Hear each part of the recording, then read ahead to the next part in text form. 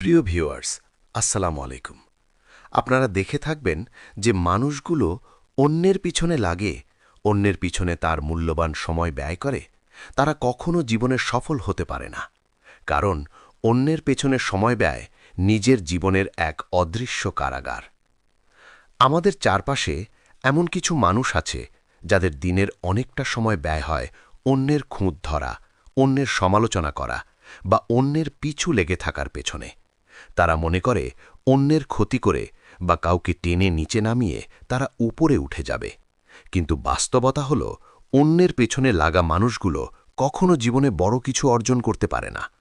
এর পেছনে রয়েছে গভীর মনস্তাত্ত্বিক ও সময়গত কারণ। ১. সময়ের চরম অপচয়। সফলতার প্রধান শর্ত হল সময়ের সঠিক ব্যবহার। দিন শেষে সবার জন্যেই বরাদ্দ থাকে মাত্র ২৪ ঘণ্টা। যারা অন্যের গতিবিধি লক্ষ্য করে বা অন্যকে নিয়ে কুৎসা রটায়, তারা তাদের এই মূল্যবান সময়টুকু অন্যের চিন্তায় ব্যয় করে ফেলে।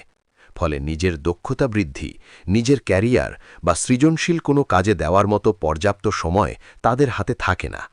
সময়ের এই সংকীর্ণতাই তাদের সাফল্যের পথে সবচেয়ে বড় বাধা হয়ে দাঁড়ায়। ২. আত্ম-উন্নয়নের সুযোগ হারানো।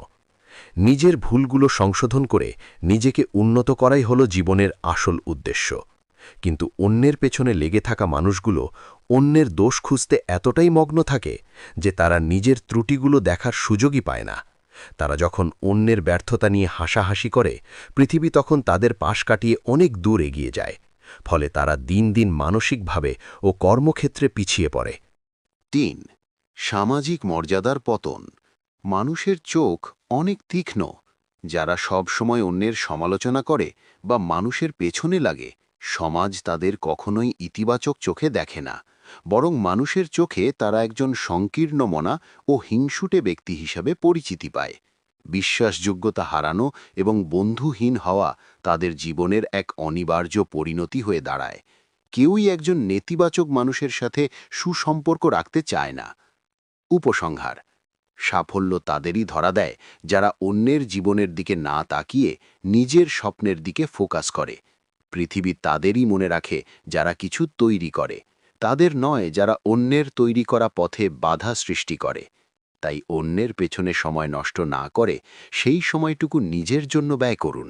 নিজেকে এমন উচ্চতায় নিয়ে যান যাতে অন্যেরা আপনাকে নিয়ে কথা বলার সুযোগ পায়, কিন্তু আপনি যেন তাদের কথা শোনার মতো নিচে পড়ে না থাকেন। মনে রাখবেন, সিংহের গর্জনে বনে